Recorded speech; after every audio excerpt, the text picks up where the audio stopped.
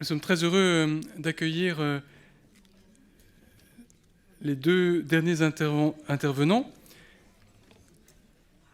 Luc Forestier, prêtre du diocèse de Marseille en mission à Lille, co-responsable du service de l'unité des chrétiens et chercheur associé à la faculté de théologie de l'Université catholique de Lille.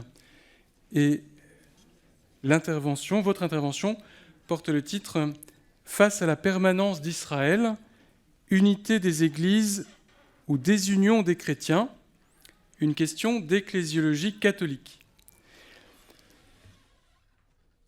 Anne-Marie Reinen, vous êtes pasteur et vous enseignez à la faculté de théologie de l'Institut catholique de Paris.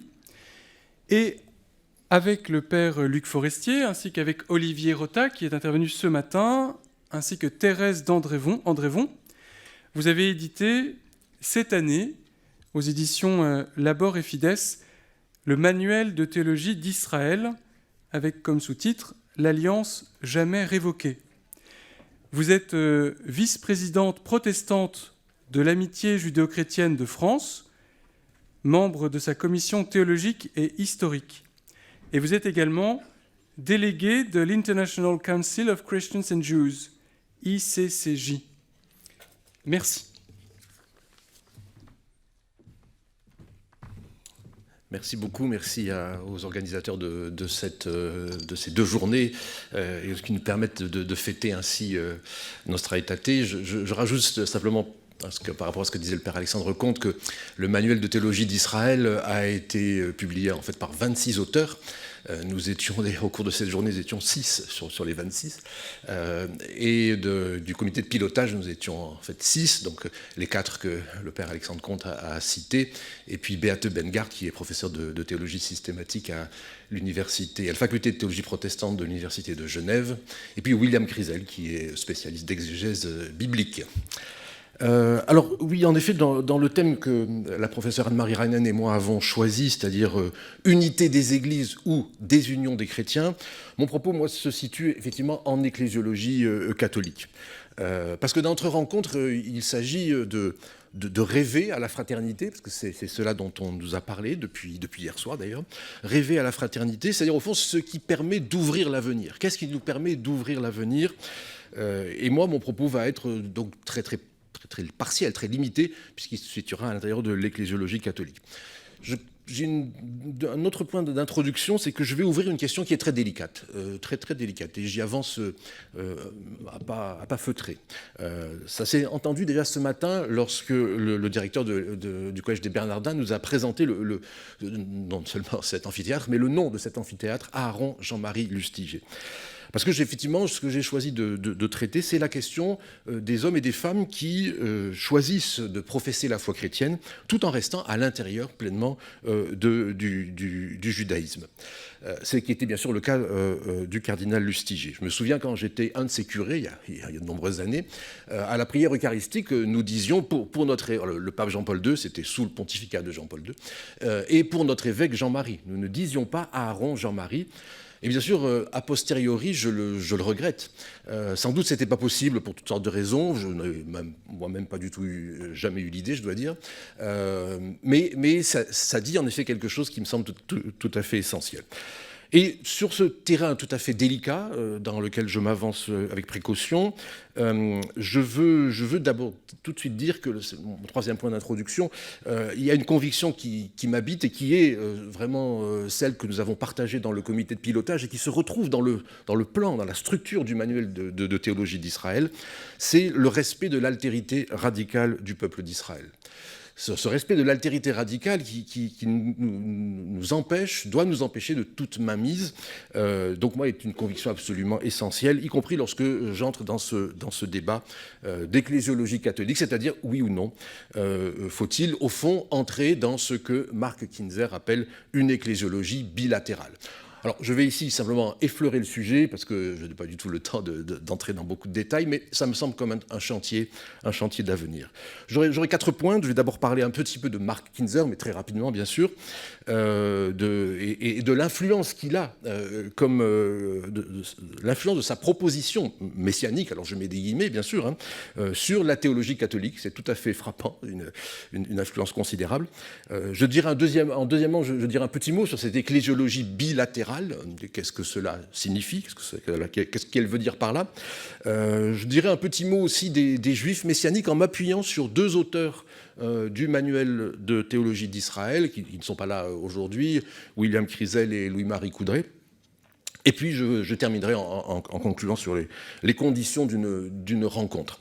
Alors d'abord, ce que je veux dire, c'est un petit mot sur Mark Kinzer. Mark Kinzer, c'est le responsable d'une communauté juive messianique aux États-Unis, mais à la différence de beaucoup d'autres de responsables de telles communautés, lui-même, depuis très longtemps, en fait depuis de nombreuses années, quand on lit sa vie, a été en interaction avec plusieurs penseurs catholiques. Et il a intégré dans sa propre réflexion les catégories de la théologie catholique, alors que la plupart des juifs messianiques, eux, sont plutôt, disons, dans une sensibilité très évangélique. Donc, ne sont pas forcément très habitués à interagir avec les catégories de la théologie catholique, ce qui est son cas. Et ça se traduit par toute une série de publications très importantes, dont évidemment, plusieurs ont été traduites en français. De sorte que pour nous, Français, il y a peut-être un peu le risque de laisser croire que Mark Kinzer serait comme une sorte de représentant du judaïsme messianique, ce qui n'est pas son cas, parce que c'est un des représentants, mais enfin, il y en a quand même beaucoup d'autres. Et on peut constater une certaine influence dans la théologie catholique de cet homme et de sa pensée. Ça se voit dans un article, mais peut-être un seul d'ailleurs, quand on regarde un peu tout ce que Christian Rütishauser a publié. Christian Rütishauser, c'est un jésuite qui est très engagé dans le dialogue avec le judaïsme et qui a publié l'année dernière, en 2024, un livre très important. Je regrette beaucoup qu'il ne soit pas traduit en français, qui est un livre sur, disons, leçons et pratiques, hein, je traduis le titre, leçons et pratiques pour le dialogue entre juifs et chrétiens. Voilà, c'est un livre, à mes yeux, très important, que lorsque on commençait à préparer le manuel de théologie d'Israël et qu'on a vu sortir ce livre, on s'est dit, oulala, mais alors c'est une concurrence terrible. Bon, en fait, non, il faudrait que les 2 livres, il faudrait que tout le monde ait les 2 livres, à mon avis. Et en particulier, Christian Rütishauser, dans le manuel de théologie d'Israël, fait le prélude qui est, à mon avis, un article très intéressant parce qu'il balaye l'ensemble du champ disciplinaire au-delà de ce que nous avons pu traiter nous-mêmes. Or, ce qui est intéressant, c'est qu'on sent Christian Rütishauser un peu influencé par cette pensée de Mark Kinzer, et en particulier l'ecclésiologie bilatérale. Mais c'est encore plus vrai quand on regarde le livre très important de Jean-Miguel Garrigue, L'impossible substitution, Juifs et chrétiens entre le 1er et le 3e siècle. Et ça se voit en particulier par une recension qui a été publiée dans la Revue des Dominicains, la Revue des sciences et philosophie théologique. Jean-Dominique Brunel, qui est doctorant à l'Angélicum, dominicain lui-même, dit ceci, je le cite, « Relevons enfin notre impression que, de bout en bout de cet ouvrage, la pensée de Jean-Miguel Garrigue nous semble orientée par les intuitions d'un auteur juif messianique, Mark Kinzer, et par la proposition d'ecclésiologie bilatérale que celui-ci a formulée et développée au cours des 2 dernières décennies. » Je continue la citation de Jean-Dominique Brunel. « Puisque l'objectif du père Garrigue semble avoir été de convaincre de la légitimité des positions de Kinzer selon un point de vue catholique, nous dirions que cela reste encore à établir d'une manière rigoureuse et serait peut-être à critiquer. » Voilà, donc ça c'est très intéressant parce qu'au fond cette ecclésiologie bilatérale, et enfin l'ensemble de la pensée de Mark Kinzer, mais moi je vais vraiment me limiter à cette question de l'ecclésiologie bilatérale, je ne vais pas du tout explorer le reste, hein, qui est pourtant très important, ben oui c'est certainement à travailler, peut-être aussi, et peut-être à critiquer, en tout cas c'est ce que dit Jean-Dominique Brunel, et je suis tout à fait d'accord avec lui. Alors deuxième point, qu'est-ce que c'est que cette ecclésiologie bilatérale ? En fait, Mark Kinzer, il déploie cette expression pour lutter contre la représentation d'une église uniforme, dans laquelle il y aurait quelques juifs, mais très très peu nombreux, devenus chrétiens, écrasés par la très grande majorité, et ce qui est un fait statistique incontestable aujourd'hui, très grande majorité de païens devenus chrétiens. Païens que nous étions, pour beaucoup d'entre nous, par la naissance, et devenus chrétiens par la grâce du baptême. Et donc il veut faire entendre sa voix de juif messianique. Il dit par exemple, moi voilà, je le cite ici, dans un livre sur Nostra Aetate, il commande Nostra Aetate, je suis un disciple juif de Jésus qui vit d'une manière traditionnelle son judaïsme et cherche à être un membre loyal du peuple juif. Voilà la position qu'il entend adopter. C'est ça qui est très intéressant à entendre, à mon avis, comme position et à recevoir de ce point de vue-là. Et évidemment, compte tenu de l'expérience historique, qui est absolument incontestable, que les juifs devenus chrétiens, et en particulier catholiques, mais c'est sans doute aussi vrai dans les autres confessions, ont été conduits à renoncer à toute pratique de leur judaïsme initial, lui affirme la nécessité de cette ecclesia ex-circumcisionné. Église de la circoncision. Alors pour cela, il faut voir en effet le livre original en anglais sur Nostra Aetate, parce que la traduction en français par les éditions Parole et Silence est une traduction qui a respecté la maquette de la collection. Donc c'est une couverture qui est la même pour tous les autres livres de la même collection, ce qui est logique. Mais dans l'original américain, on voit très bien qu'il s'appuie sur cette fameuse mosaïque de Sainte Sabine à Rome, dans laquelle il y a Ecclesia ex gentibus, donc l'église des païens, et puis l'église de la circoncision. Il s'appuie là-dessus, et donc il veut au fond valoriser cette ecclésiologie bilatérale. Il faut tenir compte de cette ecclesia ex-circoncitionnée que nous avions dans les temps anciens. Au fond, il ne s'agit pas de ce n'est pas deux églises différentes qui seraient comme opposées l'une à l'autre, mais au fond penser un véritable espace pour des juifs devenus chrétiens et qui veulent rester pleinement fidèles à la foi d'Israël. C'est ça la question qui est posée, qui me semble, à mon avis, très importante à entendre.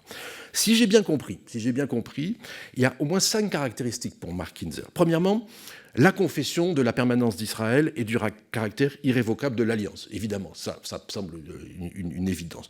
Deuxièmement, mais évidemment, ceci fera plus de débat, le caractère normatif de la Torah.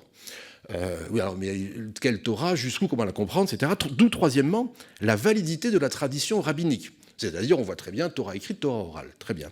Quatrièmement, la reconnaissance, bien sûr, nous sommes au cœur de sa thèse, la reconnaissance d'une place singulière pour les Juifs devenus chrétiens. Et cinquièmement, et on en parle depuis ce matin, une forme de solidarité avec Israël.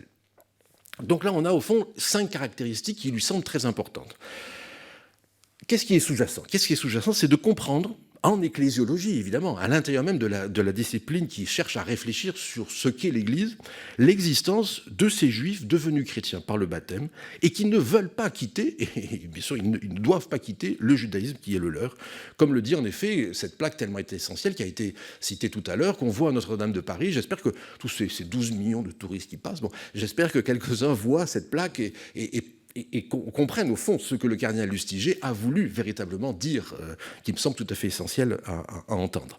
Mais qu'en est-il de ces communautés ? Alors c'est là où, dans le troisième point, les juifs messianiques. Ici je m'appuie sur donc 2 auteurs, William Krisel d'un côté et Louis-Marie Coudray de l'autre. William Krisel, je le cite lui-même dans le manuel, c'est un penseur juif intéressé par la théologie chrétienne. Bon, il est modeste, il est docteur en théologie biblique, spécialiste d'exégèse de ce que nous appelons l'Ancien Testament. Il est beaucoup plus qu'intéressé, il est très engagé dans la théologie chrétienne. Et il pose 2 questions.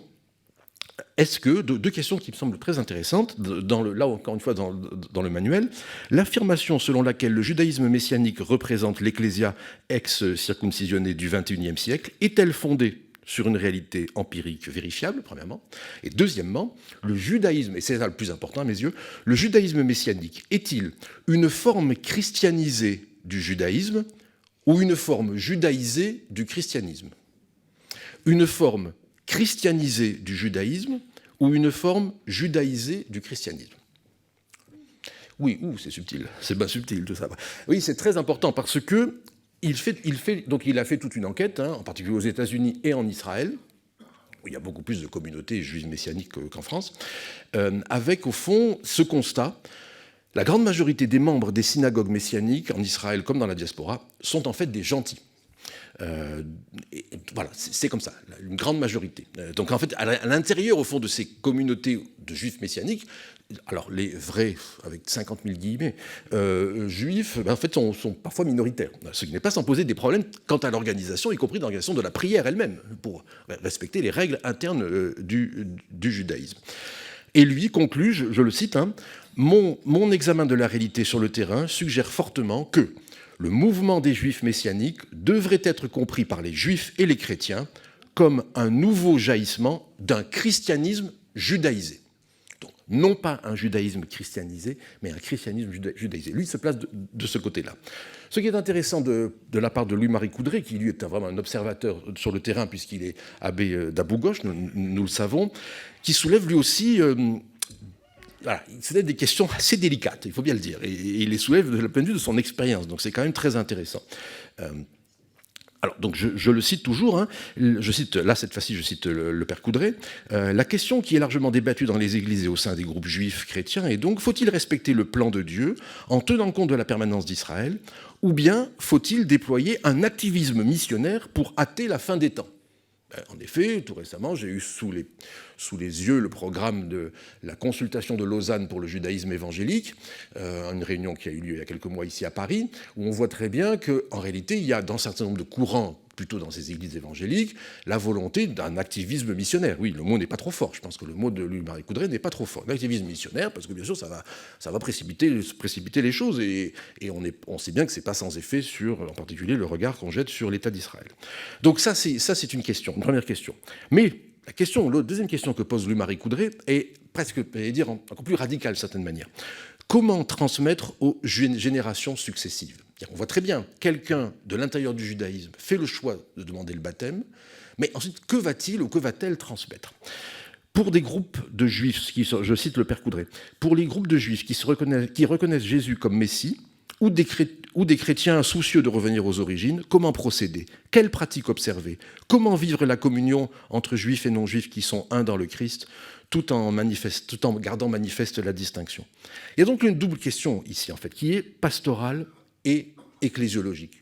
Pastorale, c'est-à-dire comment entrer véritablement en dialogue avec des personnes et des communautés, quand elles se constituent comme telles, qui se réclament à la fois du judaïsme et du christianisme, et comment le faire de manière suffisamment, disons, délicate vis-à-vis de nos interlocuteurs habituels des communautés juives. Comment le faire ? Ce n'est pas si facile, ou faut-il le faire de façon un peu cachée, c'est un peu le risque. Et puis, qu'est-ce que signifie, au fond, cette affirmation d'une ecclésiologie bilatérale ? Alors, je voudrais conclure mon propos en disant, au fond, ce qui est pour moi les conditions d'une rencontre. Et je dis ici, j'emploie le mot rencontre. J'étais très frappé par ce qui a été dit tout à l'heure par Jean-François Bensaël.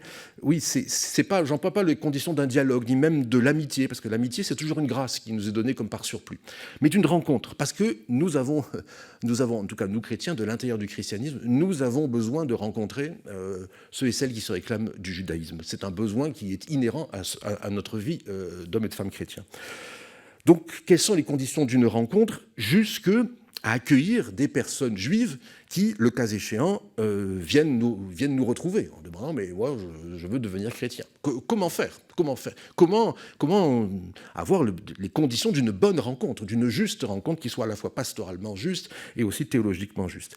Et du coup, la question, c'est est-ce que c'est possible de constituer une ecclésia ?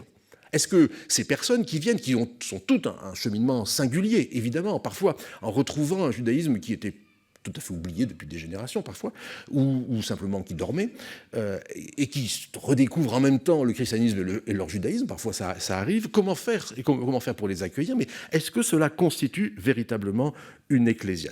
On voit bien que ce sont des personnes, nous en connaissons peut-être, pas très nombreuses bien sûr, mais ce sont des personnes dont il faut respecter infiniment le cheminement. Mais est-ce que cela constitue pour autant une ecclésia ?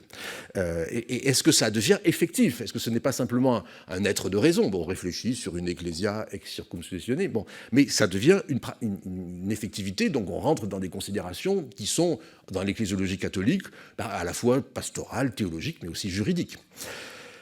Alors, quelle est la forme ? Quelle serait la forme de cette ecclésia ex-circoncisionnée ? Et surtout, quels seraient les critères pour en faire partie ?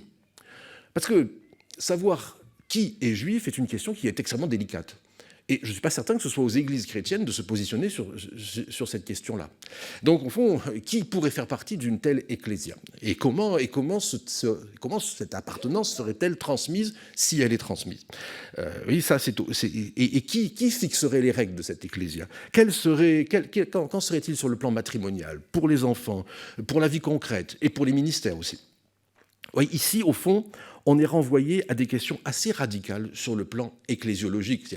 Au fond, mais c'est quoi exactement l'ecclésia? Quelle est cette réalité originale, réductible à rien d'autre, qui n'est ni un parti, ni une association, ni une entreprise, ni tout ce qu'on voudra? Qu'est-ce que c'est que cette ecclésia? De ce point de vue-là, ces hommes et ces femmes qui arrivent avec leur cheminement singulier, au fond, viennent nous provoquer de manière, à mon avis, extrêmement salutaire pour nous faire interroger de façon assez radicale, mais c'est quoi, au fond, la nature profonde de l'Église?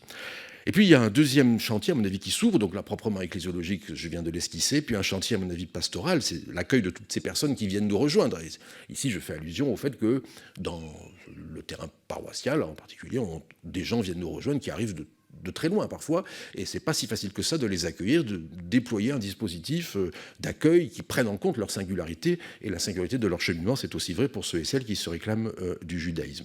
Est-ce que c'est juste de simplement dire c'est un christianisme judaïsé? Est-ce que c'est juste avec ce que ça peut avoir d'un peu, disons, disqualifiant? Est-ce que ce n'est pas un signe des temps, au fond, qu'un certain nombre de personnes, au fond, redécouvrent la foi chrétienne à travers un lien vivant avec le peuple d'Israël? Est-ce que ce n'est pas quelque chose qui est en train de se passer sous nos yeux et devant lequel il faudrait, au fond, d'abord l'accueillir avant que de le juger peut-être un peu par en haut? Et de ce point de vue-là, il y a un véritable chantier en français qui est de rendre public ces débats. Parce que la proposition de Mark Kinzer, elle a été beaucoup débattue, mais essentiellement en anglais. Et malheureusement, le public francophone n'a pas forcément accès à tout cela. Donc je pense que là, de ce point de vue-là, il y a un vrai travail, c'est un appel aux étudiants, un vrai travail à faire pour contextualiser cette volonté cette proposition d'une ecclésiologie bilatérale, la contextualiser, ça me semble très important, mais aussi en essayer de la comprendre de l'intérieur et faire écho aux très nombreux débats qu'elle a soulevés, parce qu'au fond, ça peut être une condition pour être en vérité devant les Juifs avec lesquels nous sommes en relation.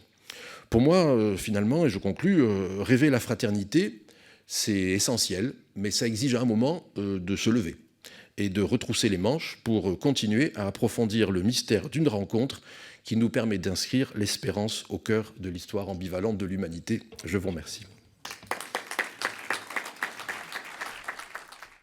Il serait donc arrivé le moment du post-scriptum protestant. Ce qui nous réunit est l'anniversaire d'une déclaration essentielle.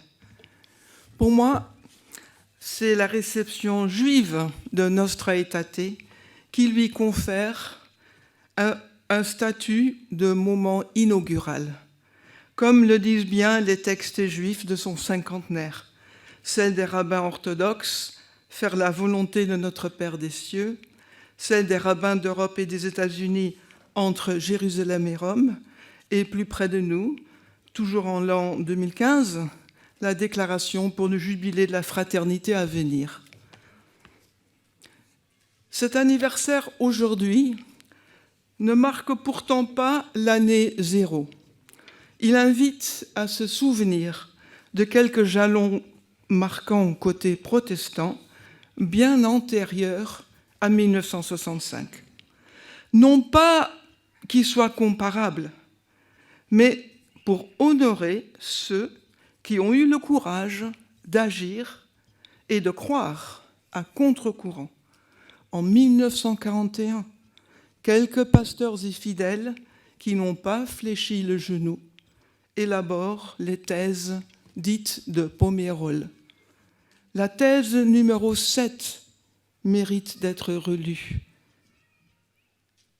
Citation.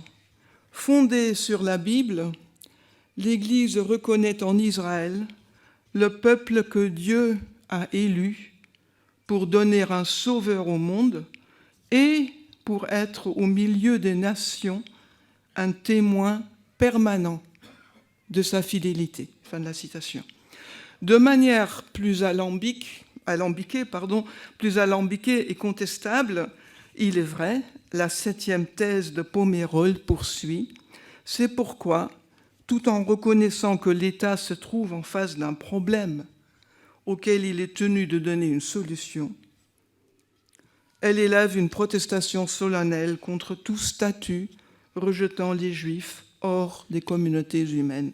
Fin de la citation. Un autre anniversaire se profile à l'horizon, celui des 10 points de Seelisberg, fruit de la concertation de chrétiens protestants, catholiques et orthodoxes, tous instruits par l'infatigable Jules Isaac, en particulier par ses 18 propositions de la même année 1947. Le point 5 de Seelisberg me semblait toujours d'actualité. Éviter de rabaisser le judaïsme biblique ou post-biblique dans le but d'exalter le christianisme. Fin de la citation. C'est une ligne d'action qui se dessine ici et il importe de se la remémorer constamment. La théorie de la substitution qui voulait que l'Église occupât la place d'Israël dans le dessein de Dieu, cette théorie n'a plus guère cours. Mais côté chrétien, le paradigme de la promesse incarnée par la foi juive qui ne trouve son accomplissement messianique que dans le christianisme, ce paradigme est plus insidieux, mais tout aussi délétère que l'antique pensée de la substitution. Pour exalter le christianisme, on rabaisse le judaïsme, et ce mécanisme est contraire à l'amitié judéo-chrétienne qui constitue le nouveau contexte de nos relations. Je dirais en conclusion pourquoi on devrait préférer l'amitié à la fraternité. Les déclarations supprimées parlent, elles aussi. L'Assemblée du Conseil œcuménique des Églises de l'année 1954 à Evanston, en banlieue de la ville de Chicago, avait pour thème « Le Christ, espérance du monde ». Sous la pression des délégués ou de délégués d'églises du monde chrétien arabe, l'Assemblée a accepté de supprimer le passage sur l'espérance d'Israël. Ce qui fit dire sobrement au secrétaire général Willem Visser-het-Hoofd, c'est l'esprit d'Hitler qui hante les esprits. Nous tenons ce récit du théologien allemand Andreas Pangritz, qui proposa une évaluation protestante de Nostra Aetate également en 2015. Je remercie les pasteurs Alain Massini et Serge Wüthrich de m'avoir signalé cet article dont nous élaborons la traduction en français pour la revue Sens. Pangritz raconte que les choses n'en restent pas là, car 24 délégués de l'Assemblée à leur retour d'Evanston, dont le pasteur ancien résistant Martin Niemöller, firent paraître une déclaration sur l'espérance d'Israël. Elle dit ceci, c'est moi qui traduis. Nous croyons que Jésus, que nous confessons comme le Christ, est le sauveur de toute l'humanité. En lui, il n'y a plus ni juif ni grec, mais nous croyons également que Dieu a élu Israël pour accomplir son dessein de rédemption. Nous ne pouvons être unis en Christ, ni croire en la promesse de Dieu et la proclamer, si nous ne prenons en compte le peuple de la promesse donnée à Abraham. Fin de la citation. J'attire votre attention sur la première partie qui concerne les relations œcuméniques. L'unité des chrétiens est liée à la reconnaissance de la juste place d'Israël. Cette concomitance est une idée chère à Fadié Lovski. L'historien Lovski, on le sait, participa aux côtés de Jules Isaac et du pasteur Jacques Martin avec Edmond Flegg à la création de l'amitié judéo-chrétienne de France. Comme Fadié Lovski vécut plus d'un centenaire, il était longtemps le seul survivant de cette équipe de pionniers de la réconciliation entre chrétiens et juifs. Dans son ouvrage magistral, La déchirure de l'absence, essai sur le rapport de l'Église du Christ et du peuple d'Israël, il analyse la déchirure ou bifurcation originelle comme la première occurrence des luttes fratricides à venir entre fidèles. Les chrétiens entre eux sont profondément désunis de nos jours, non plus tellement selon les divisions confessionnelles, mais en vertu des convictions fortes de part et d'autre concernant Israël. On va jusqu'à censurer le mot même d'Israël dans les textes théologiques et dans la liturgie. Pour terminer le bref mémorandum des textes protestants d'avant Vatican II, évoquons quelques affirmations d'un travail datant de 1961 à l'occasion du Kirchentag tenu à Berlin. On y met en avant la rencontre renouvelée entre juifs et chrétiens dans un refus implicite de la mission en direction de juifs.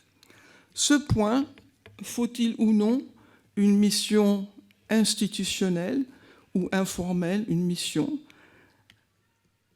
ciblant directement les juifs, ce point est encore controversé.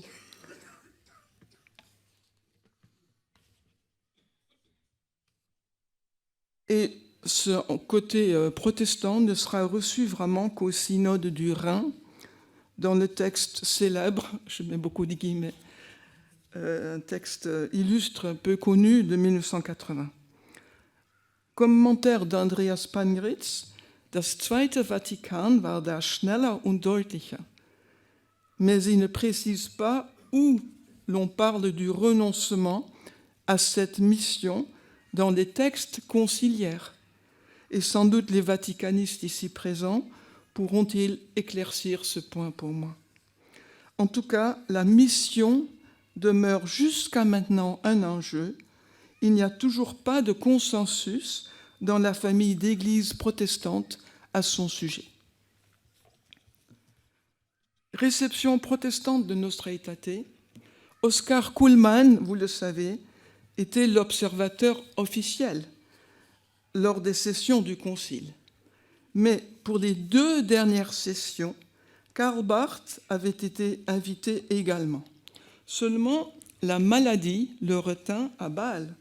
Cet empêchement donnera lieu à une session de rattrapage, en quelque sorte. Il nous en livre les récits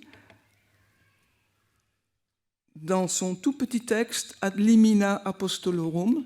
Je me sers de la traduction française intitulée Entretien à Rome après le Concile. Chronique donc de son séjour en septembre 1966. Barth avait lu avec la plus grande attention les 16 textes en latin et sur les 4 constitutions, 3 des 9 décrets et 2 des déclarations conciliaires, il a préparé des questions de clarification et des remarques critiques qu'il aura l'occasion de soumettre à ses interlocuteurs à Rome, en particulier Johannes Willebrands, suppléant du cardinal Augustin Béat, mais il fut instruit également des opinions et tendances de l'aile droite du Concile par le cardinal Alfredo Ottaviani, et il passera 1 heure en tête-à-tête avec le pape Paul VI. À la manière de Barth, nous commençons in medias res. Citation. Comment, songeant au passé comme au présent d'Israël, mentionné en même temps que l'hindouisme, le bouddhisme et l'islam, la déclaration peut-elle en parler comme d'une religion non chrétienne, alors que ce qu'atteste l'Ancien Testament n'a rien d'une religion, mais est la forme première de l'unique révélation de Dieu, et que la présence, jusqu'à nos jours, d'un judaïsme, qu'il s'agisse de juifs croyants ou incroyants, est la seule preuve naturelle, c'est-à-dire historique, de Dieu. » Fin de la citation. Cela appelle un bref commentaire. On retrouve ici la polémique familière chez Barth contre la religion, mais polémique ici au service de l'affirmation de la forme première de l'unique révélation de Dieu, en allemand die Urgestalt. Je suis frappé également par l'utilisation inhabituelle chez Barth, in optimum partem, des catégories de la nature et de l'histoire au service de l'argument pour la pérennité d'Israël, permanence qui manifeste non seulement le dessein divin à son égard, mais constitue même une preuve de Dieu. Barth a estimé que ce concile était réellement réformateur.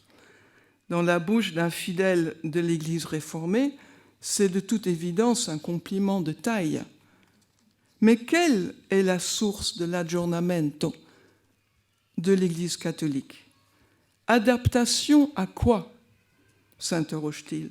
On retrouve toutes les difficultés de la réception de Vatican II ici.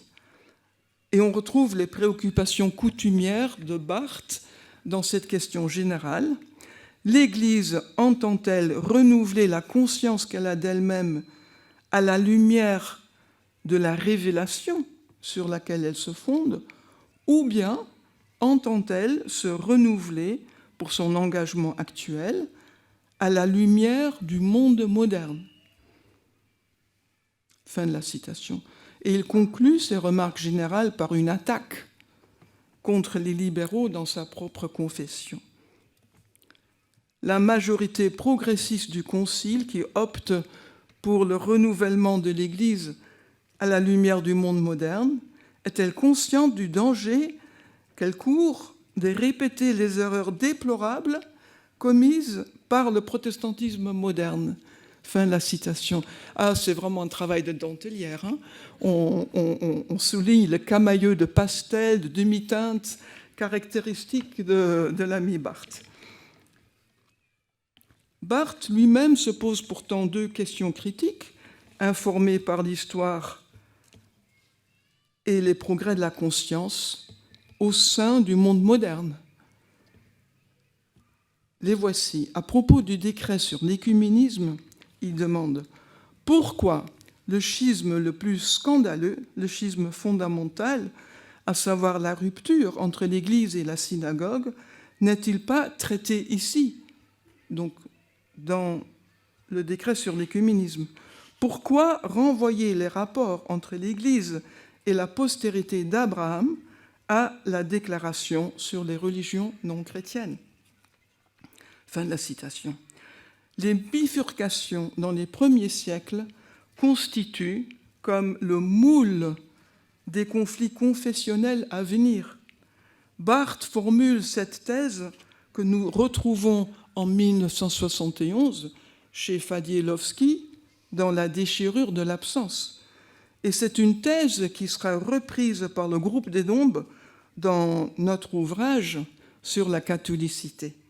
Nous y écrivions en effet « La rupture a contribué à justifier au cours de l'histoire la lutte pour la suprématie entre les confessions séparées et les nombreuses exactions interconfessionnelles qui entachent l'histoire du christianisme. Tout se passe comme si on reproduisait indéfiniment la posture exclusive du christianisme à l'encontre du judaïsme, elle-même récurrente depuis l'origine. » Fin de la citation.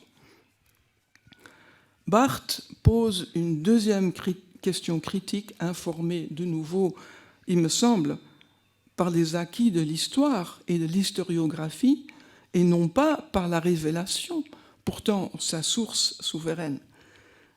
C'est de nouveau à propos de Nostra Aetate, le paragraphe 4, qu'il s'interroge, citation, « N'est-ce pas ici, plutôt qu'à propos des frères séparés chrétiens, qu'il eût été opportun de placer expressément une confession des péchés, si l'on songe à l'antisémitisme de l'Église ancienne médiévale et si souvent aussi de l'Église des temps modernes. Fin de la citation. Il est vrai, nous le disons, que selon Nostra Aetate numéro 4, l'Église réprouve toutes les persécutions contre tous les hommes et qu'elle déplore, on a supprimé condamne, elle déplore les manifestations d'antisémitisme, mais sans formuler à cet endroit la repentance concernant son antijudaïsme. Les débats sur chacun des termes ont été vifs, nous le savons. Or, du côté de la famille d'églises protestantes, la tonalité pénitentielle de documents fait également problème. J'en arrive ainsi à la question de l'unité de l'Église et de l'unité entre les chrétiens. En réalité, souvent, la désunion, la discorde et les différends profonds. 3 illustrations suffiront. J'ai parlé au début de la communication de quelques jalons précurseurs du côté des églises de la Réforme. J'aborde maintenant des textes postérieurs à Nostra Aetate. La déclaration Église et Israël de la communion ecclésiale de Leuenberg, d'abord, de l'an 2001. Les églises luthériennes et réformées, elles n'étaient pas encore unies à ce moment, ont tenu à prendre leur distance avec ce texte. J'isole un seul motif en lien avec la confession de péché demandée par Karl Barth en 1966. Citation donc. Si certains des membres trouvent minces les paroles de repentir et de déploration concernant les 20 siècles d'inimitié chrétienne vis-à-vis des Juifs, d'autres trouvent que le document Église et Israël est obéré par une mauvaise conscience, diffuse et excessive, en particulier quand il parle de la culpabilité des églises qui, dans bien des cas, en particulier en France, se sont opposées à la persécution et à l'extermination des Juifs. Fin de la citation. Un deuxième point toujours névralgique, en tout cas chez les protestants, est le renoncement à l'évangélisation ciblant les Juifs. Depuis la perspective chrétienne, la foi juive est dorénavant reconnue comme voie spécifique de salut. L'abandon d'une mission aux Juifs fait dorénavant l'objet d'un large consensus chez les luthéro-réformés, mais demeure fortement contesté dans le monde évangélique. Il existe en somme, 60 ans après Nostra Aetate, un consensus concernant des points fondamentaux que sont le rejet du supersessionisme, théorie de la substitution, la récusation de la culpabilité juive dans la passion du Christ, avec comme corollaire aussi proscrit de nos jours la notion du peuple juif comme objet de la réprobation divine. Ensuite, la condamnation unanime de l'antisémitisme et la repentance pour l'antijudaïsme chrétien, avec enfin la reconnaissance de l'importance spirituelle de la terre d'Israël pour la majorité des Juifs. Une fracture se fait jour, cependant, précisément à propos d'Israël. Ce que j'ai appelé à la suite d'Eva Illouz, la haine. Merci beaucoup.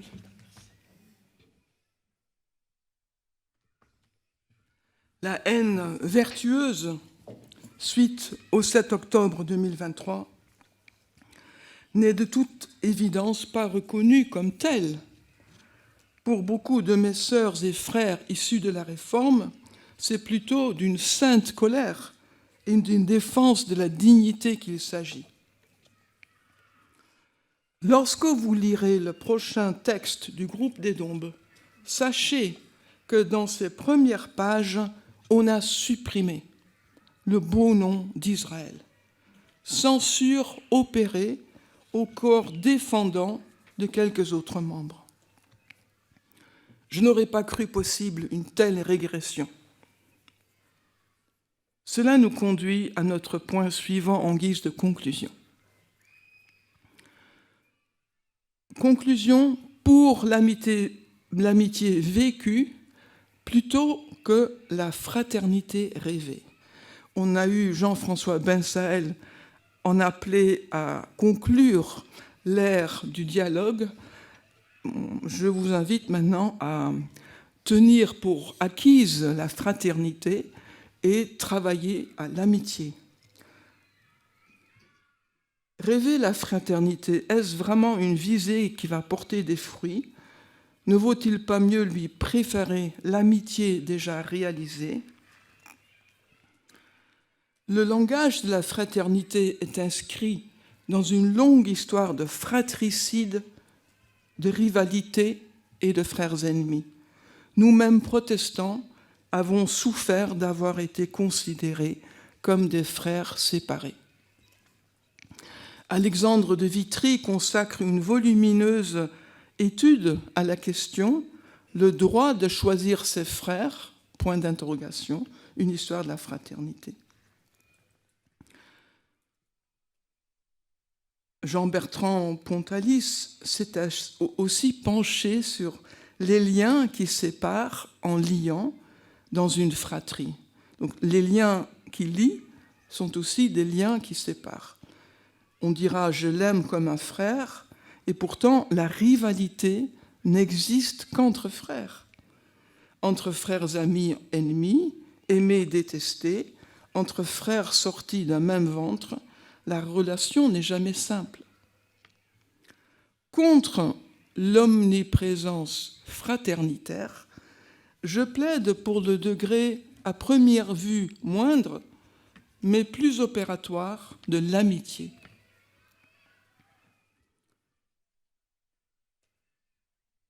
Face à la permanence d'Israël, une certaine unité des églises se fait jour, mais la désunion des chrétiens est aussi une réalité.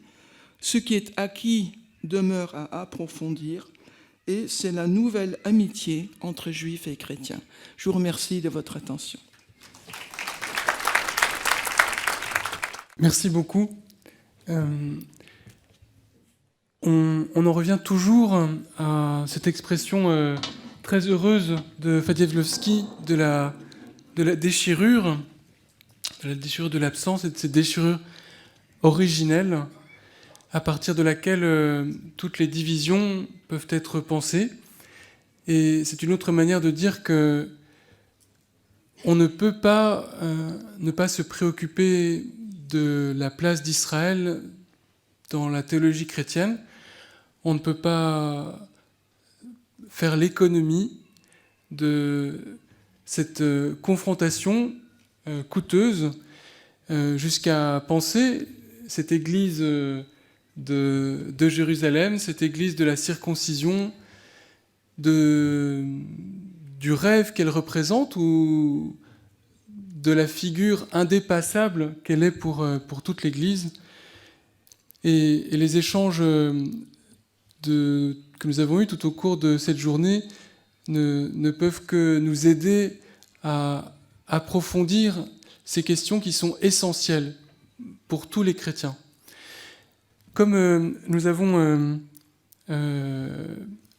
par contrainte, tout au long de la journée, réduit au maximum, voire annihilé complètement le temps des questions, il est important, il est bon maintenant de pouvoir honorer cet échange vivant entre l'auditoire et les différents intervenants. Alors, quelques-uns ont dû déjà nous quitter, mais les deux derniers intervenants sont sur scène. Thérèse Andrévon est en ligne, et je crois qu'elle peut apparaître sur le grand écran, elle peut entendre et répondre. Monseigneur Étienne Vetteux et le Père Patrice Chojolski sont toujours là, au premier rang. Ils peuvent, avec un micro, répondre aux questions que vous voudrez leur adresser. Alors, Est-ce qu'il y a un micro qui peut circuler dans la salle, dans l'auditoire? Merci.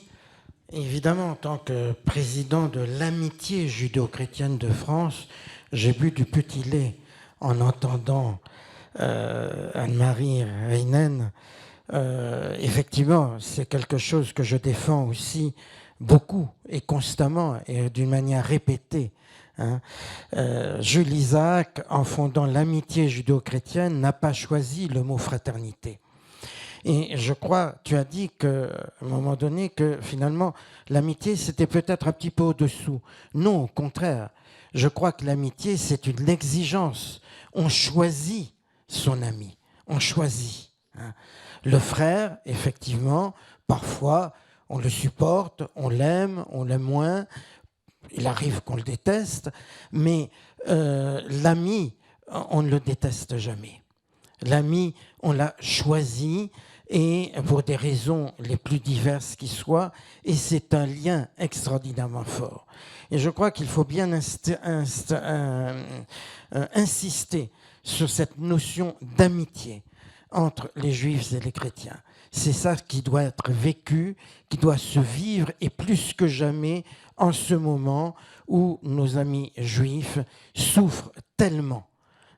Il faut vraiment souligner, je suis toujours frappé quand je rencontre des juifs, amis ou simples connaissances, combien ils souffrent de la situation actuelle.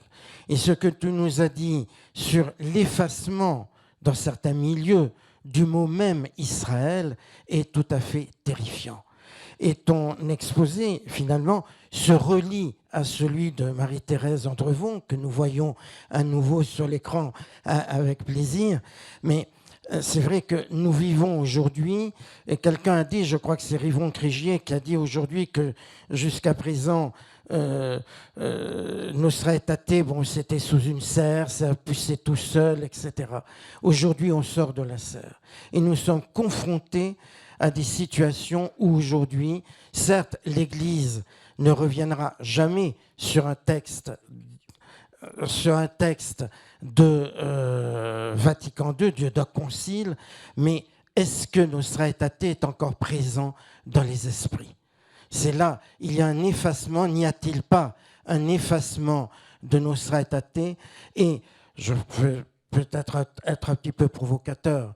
J'ai l'impression que dans beaucoup de milieux chrétiens, le mot génocide a remplacé le mot déicide. Voilà, vous avez la parole. Alors.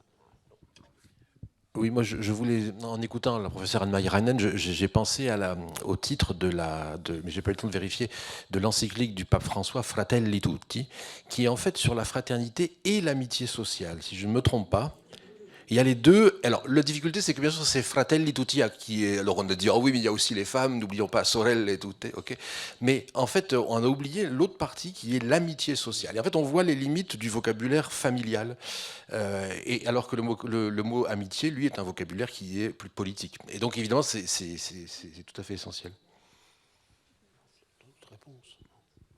Si je peux compléter sur ça, je pense qu'il y a aussi un autre mot qui est le mot partenariat, qui sort dans certains des textes de l'Église. Et le mot partenariat aussi, en complément avec amitié, c'est vraiment aussi, à mon avis, un socle pour travailler ensemble dans cette confrontation, controverse dont Jean-François a parlé. Alors, il y avait une autre question ici. Ah, pardon. Bon, moi j'ai le bon micro. Voilà. Ah oui, c'est bon. Frère Étienne, ma question c'était comment penser, en tant que catholique notamment, mais aussi en tant que... Pardon, ça fait l'arsène. Comment penser après le 7 octobre les relations avec le judaïsme et aussi avec l'État d'Israël en tant que théologien catholique ou en tant que théologien chrétien, parce que, enfin, en tout cas, moi je suis né en 1991, et pour ma génération, je constate une absence de questionnement, une absence de sujet, à la fois dans les séminaires, etc., et aussi, comment dire, j'ai l'impression qu'il faut, notre génération doit repenser ces liens-là, à l'heure où effectivement j'ai l'impression qu'il n'y a plus de dialogue, mais de la communication. On nous parle de communication et on cherche à imposer son point de vue à l'autre. On voit aussi les retours de l'apologétique. Et pour moi, ça pose une question immense qui est s'il n'y a plus de dialogue possible aujourd'hui, qu'est-ce qu'on fait et comment est-ce qu'on fait de la théologie? La théologie, c'est tenir les extrêmes ensemble. Alors comment on fait? Merci.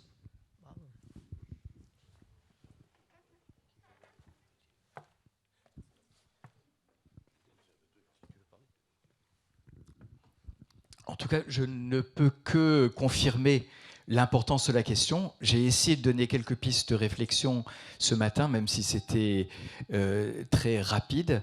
Mais c'est vrai que je pense que un des défis auxquels on est appelé c'est à tenir ensemble la validité des promesses bibliques et puis une théologie politique qui a peut-être besoin d'être refaite ou réapprofondie. Comment articuler la théologie et la politique? Comment faire du théologique l'horizon de la politique ou l'horizon d'une installation politique, en gardant la distinction. Par exemple, il me semble que politiquement, l'État d'Israël est absolument légitime et on a absolument besoin de le répéter. C'est quelque chose qui a besoin d'être répété dans les débats. Par exemple, le slogan du fleuve à la mer, c'est complètement inacceptable déjà d'un point de vue de légitimité politique. Voilà.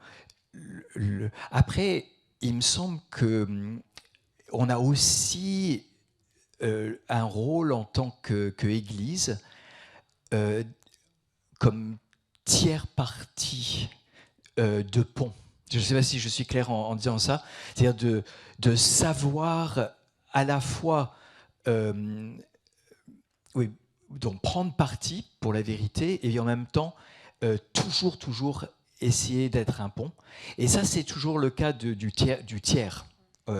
Et je ne dis pas donc uniquement ça parce que nous sommes l'Église ou que je parle au nom de l'Église, mais parce que nous parlons à ce moment-là comme tiers. Voilà. Mais c'est une question gigantesque, donc si d'autres ont envie d'ajouter quelque chose. J'apprécie beaucoup la question du frère Dominique qui a pris la parole. J'ai été aussi très frappé par ce qu'a dit Thérèse Andrevon ce matin sur la liturgie et sur le lectionnaire. Je le dis à titre personnel, parce que moi j'engage que moi, mais je pense que notre lectionnaire catholique doit être refait. D'abord, le cycle de 3 ans, c'est beaucoup trop court. C'est-à-dire que les textes reviennent tout le temps. Moi, je suis vieux, contrairement à vous. Et donc, quand on prêche, voilà. Donc, le dimanche, je me suis rendu compte que j'avais... Voilà, donc on prêche toujours sur les mêmes textes, c'est vraiment assommant.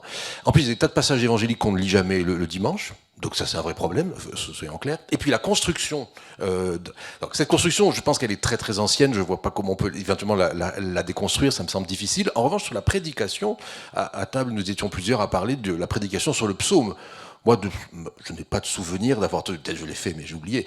Moi, je n'ai jamais prêché sur le psaume, ça j'en suis sûr, mais j'ai jamais entendu même de prédication dominicale sur le psaume. Or, le psaume joue un rôle tout à fait déterminant en réalité, puisqu'il vient toucher l'expérience de tout le monde.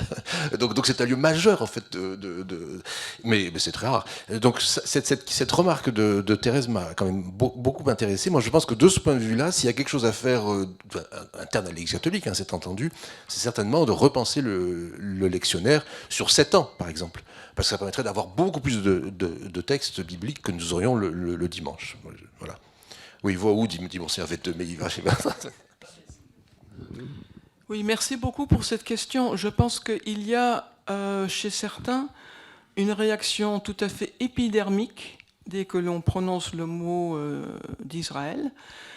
Et donc là, notre rôle pédagogique, didactique, serait de montrer la complexité des strates de ce que signifie Israël. Pour la théologie, c'est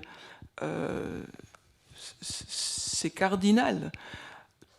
Mais cette complexification des différentes strates, donc parler de l'Israël biblique pour ne pas parler du pays ou de la nation d'Israël n'est pas non plus une solution. Il faut dire et tenir ensemble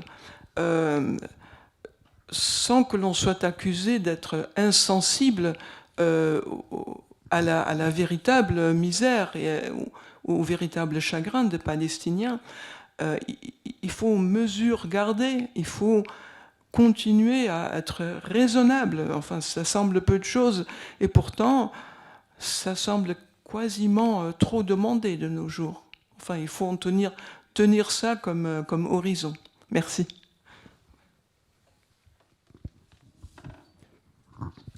Oui, pour enseigner aussi dans plusieurs séminaires, et pour avoir eu aussi des réactions négatives.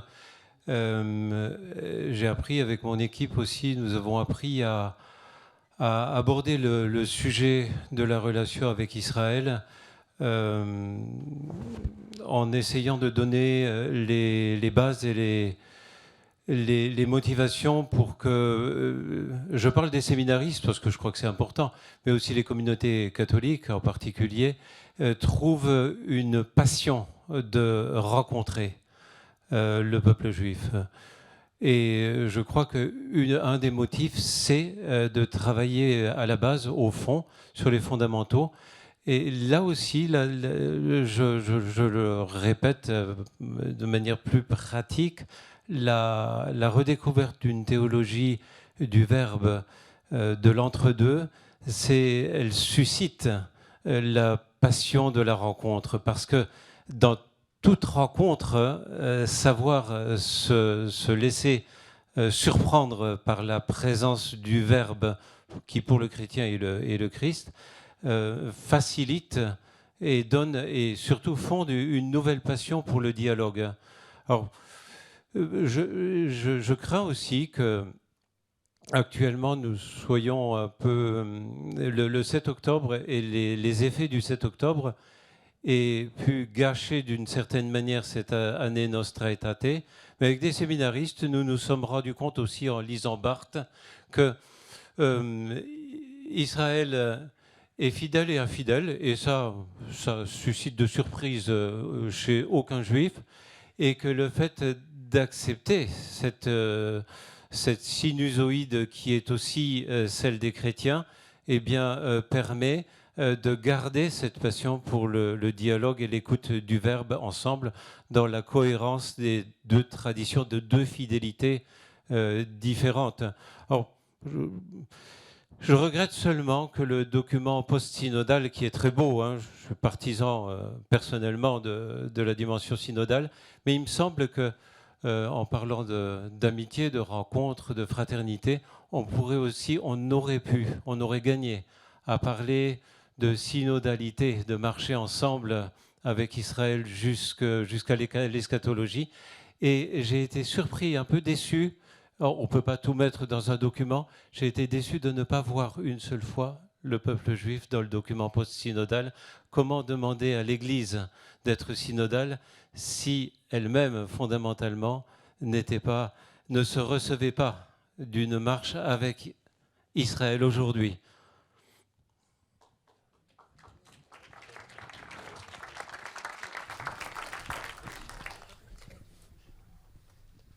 Je sais pas, ça marche?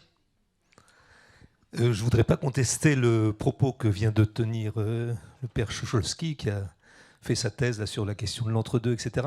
Parmi les fondamentaux, moi, ce qui me semble, tout simplement, c'est le retour à l'écriture, et notamment à la Bible hébraïque, à l'Ancien Testament. Je veux dire, s'il y a un bon moyen, si vous voulez, de raviver, enfin, ou de se réapproprier effectivement ce lien à Israël, c'est d'abord ce retour à l'écriture. Alors, on a vécu des grandes ruptures ces jours-ci, puisque on ne peut plus parler de fraternité, mais d'amitié. On ne peut plus parler de dialogue, mais de marloquette, de controverse. Donc c'est très bien. Moi, je suis aussi pour la marloquette. Donc, dans la réflexion que faisait M. Ben Sahel ce matin, il me semble d'abord la grosse difficulté, si vous voulez, de rentrer dans cette dynamique de la controverse, de la marloquette, c'est qu'en fait, à l'intérieur de l'Église, et de mon Église catholique, si vous voulez, on ne sait pas faire. Je veux dire, donc déjà, il faudrait qu'on ait une culture de cette marloquette, et là, on a à apprendre effectivement beaucoup du peuple juif. Et puis, je crois aussi, quand on parle de marloquette, si vous voulez, quand on parle de controverse, il ne s'agit pas de relever, il me semble, d'abord les points sur lesquels on pourrait effectivement s'écharper, hein, la Trinité, etc. On s'en fout un peu. Enfin, c'est pas par là qu'il faut commencer. Quand les rabbins, si vous voulez, discutent, ils discutent sur un texte commun. Est-ce que la soukha doit être couverte de telle manière? De quelle dimension elle est faite? Rabbin machin dit truc, et rabbin... Voilà. Donc, qu'on lise nos textes ensemble. Alors, je sais qu'ici, depuis une année, il y a une yeshiva qui se passe. Je ne sais pas comment ça se pratique, si vous voulez. Hein. J'espère que c'est plein de fruits, mais souvent, si vous voulez, même quand des chrétiens organisent des yeshivas, je ne dis pas que c'est des yeshivotes, je ne dis pas que c'est le cas ici, on juxtapose de discours, si vous voulez. Je suis personnellement très frappé, je termine par là, vous voyez, quand on a l'illustration, la sculpture qui est à Philadelphie, où on voit la synagogue et l'église, l'une tenant le rouleau et l'autre le livre, je veux dire, c'est déjà sympathique par rapport à la synagogue, les yeux bandés. Mais je veux dire, elles sont encore chacun dans leur texte, si vous voulez. Quand est-ce que des chrétiens vont effectivement... Alors, elles jettent un regard sur... Oui, c'est ça. Hein, bon, d'accord. Ça, c'est les ignatiens qui voient le positif partout, là, parmi nous. Mais, si vous voulez, quand est-ce qu'on va effectivement prendre les textes qui nous sont communs et puis les lire ensemble et puis, effectivement, cultiver cette marloquette? Voilà. Merci.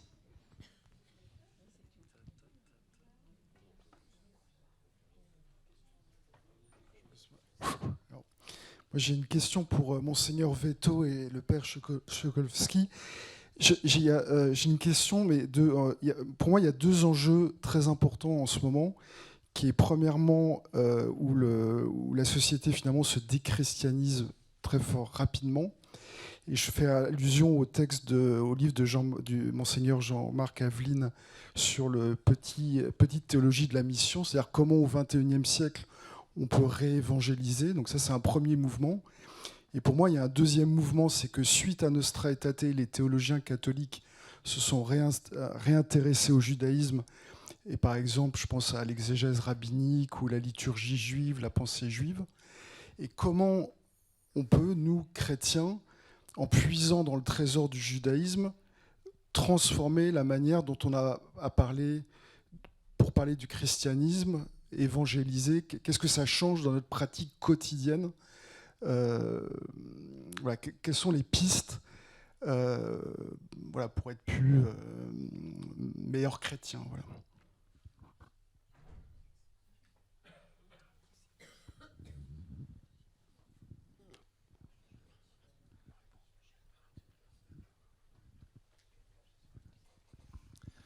Si j'ai bien compris, donc vous posez la question de vivre la mission aujourd'hui à la lumière de Nostra Aetate.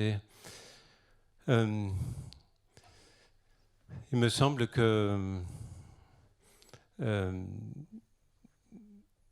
savoir reconnaître une mission dans le peuple juif aujourd'hui, c'est aussi une manière peut-être de se réapproprier la mission chrétienne. La manière de rencontrer les Juifs dans le dialogue peut nous interpeller. Comment partager la parole, la même révélation reçues avec deux fidélités différentes et leur cohérence, comment partager cette parole, ce verbe, comment le partager dans la différence. Et donc, je crois que ça contraint, ça oblige à mieux articuler la manière de dialoguer et la manière d'annoncer l'Évangile. Et il me semble, pour répondre à la deuxième question, que si les chrétiens trouvaient la juste relation, la relation ajustée avec les Juifs dans nos missions respectives, hein, il me semble que ce pourrait être une brèche d'espérance, hein, aussi pour dialoguer avec tout homme, toute femme, agnostique, athée, religieux, d'une religion ou d'une autre, et que ça pourrait, je le constate avec beaucoup de gens qui ont décidé de laisser l'institution religieuse aujourd'hui, hein, les a-religieux, eh bien l'intérêt qu'ils ont pour des gens qui savent partager des traditions différentes, des spiritualités différentes, pour trouver du sens, hein, sans se sentir eux-mêmes embrigadés dans une structure. Il me semble qu'il y a quelque chose, Luc, sous ton contrôle, il y a quelque chose du corps relationnel du Christ dans ce nouvel intérêt, et je trouve que c'est passionnant. Il y a pas mal de gens qui nous rejoignent parce que nous savons dialoguer et vivre des missions respectivement différentes. Ce n'est pas pour renvoyer la question, mais pour ma part, c'est une question que je me pose régulièrement, sans retrouver de réponse. C'est-à-dire, de fait, je vois que on a une richesse immense dans cette relation avec le peuple juif, que c'est même constitutif de ce que nous sommes en tant que chrétiens, et pourtant ça ne fait absolument pas partie déjà ça ne fait pas partie de notre symbole ou de notre credo. Donc là c'est une question que l'on pourrait poser, non pas pour changer le credo, mais pour pouvoir au moins le commenter en disant l'alliance avec le peuple d'Israël fait partie du credo. Mais donc, ça veut dire que ça ne fait pas partie de notre discours sur qui nous sommes. Donc, ma première réponse est plutôt une réaction en disant je suis complètement d'accord avec vous, c'est une question essentielle. Je n'ai pas encore de réponse. Après, à un deuxième niveau, sans vouloir faire de l'humour, quand même l'humour... C'est-à-dire de pouvoir réagir avec humour, de pouvoir, ça fait partie du génie du peuple juif, et je pense que c'est quelque chose dont la société d'aujourd'hui a aussi besoin de rire. Rire ensemble, ça fait partie de cette fraternité, amitié, collaboration, partenariat, synodalité. Voilà. Une troisième piste, alors là je me permets de partager un rêve que je n'ai pas, auquel j'ai pas eu le temps dont j'ai pas eu le temps de parler ce matin, mais il me semble que le témoignage que nous avons à donner, maintenant je vais dire au Dieu d'Israël, donc puisque notre témoignage est au Dieu d'Israël, est aussi celui de la qualité de nos relations. Et je me demande s'il ne serait pas possible de rêver, alors je sais que c'est de l'ordre du rêve, à quelque chose de similaire à ce qui se passe à Cheftogne, mais entre juifs et chrétiens. Donc je sais pas, pour ceux qui... Cheftogne est une abbaye bénédictine, catholique, mais avec deux rites. Un rite latin, un rite oriental. Les bâtiments eux-mêmes sont très expressifs puisqu'il y a au centre la bibliothèque et le réfectoire et les cellules, et puis d'un côté une chapelle latine, de l'autre côté une chapelle orientale. Elle est en dessous ? Ah, d'accord. Alors le juste, c'est encore autre chose. Vous dites la chapelle orientale est en dessous ?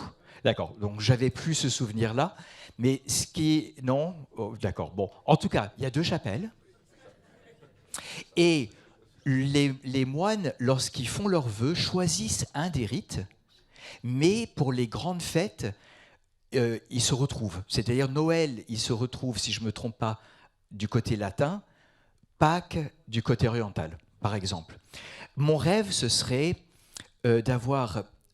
autour d'un bâtiment commun ou de plusieurs bâtiments communs, pour préserver la vie de famille, qui est essentielle dans le peuple juif et aussi dans le christianisme, quand on n'est pas moine ou religieux, d'avoir une église ou un temple. Alors là, ça commencerait à poser plein de questions. Et une synagogue, avec la même question pour les synagogues, de quelle orientation? Et avec des personnes qui vivent leur propre tradition, mais qui, de temps en temps, pour les grandes fêtes, peuvent aller chez l'autre, être accueillis et prier avec la tradition de l'autre, ou en tout cas être accueillis dans la prière de l'autre, avec des repas en commun, donc il faudrait qu'ils soient cachers, pour le coup, et avec une bibliothèque commune où on pourrait étudier en commun. Et ce serait quelque chose qui pourrait déployer notre relation, mais aussi être un beau témoignage envers le Dieu d'Israël. Est-ce que je peux encore dire quelque chose? Alors, quand un évêque a la parole, on a du mal à l'arrêter. Je voudrais réagir à ce que disait le Père Forestier sur la réforme liturgique, parce que Christophe Rüthishauser a une proposition très intéressante sur les lectures. Je ne sais pas si vous avez déjà vu ça. C'est que la manière dont est actuellement composé le lectionnaire dominical, c'est un texte dans l'Église catholique, un texte de l'Ancien Testament, une épître et un psaume, une épître, et puis un évangile. Et de rétablir une sorte d'équilibre entre Ancien et Nouveau Testament, avec une lecture aussi qui prend en compte l'importance de la Torah à l'intérieur de la Bible hébraïque pour les Juifs, en ayant, voilà sa proposition, toujours une première lecture de la Torah, donc du Pentateuque, toujours un évangile et un psaume, et le choix de la part de la communauté entre soit un prophète ou des autres écrits, soit une épître qui correspondrait à ce que vit la communauté ou bien au choix des autres lectures, etc. Voilà.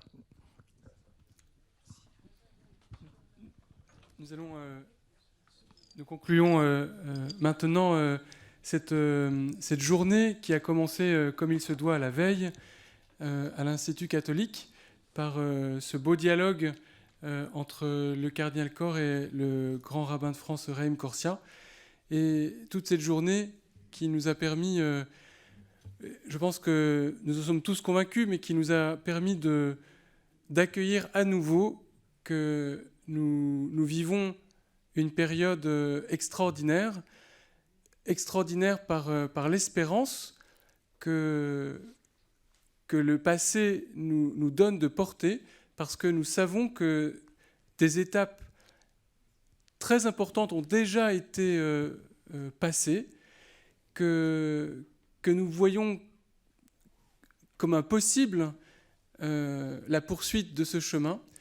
Et comme le disait Jean-François Bensel tout à l'heure, ce qui nous semble hors de portée est bien souvent l'événement prochain qui nous touche quasiment et que nous ne voyons pas.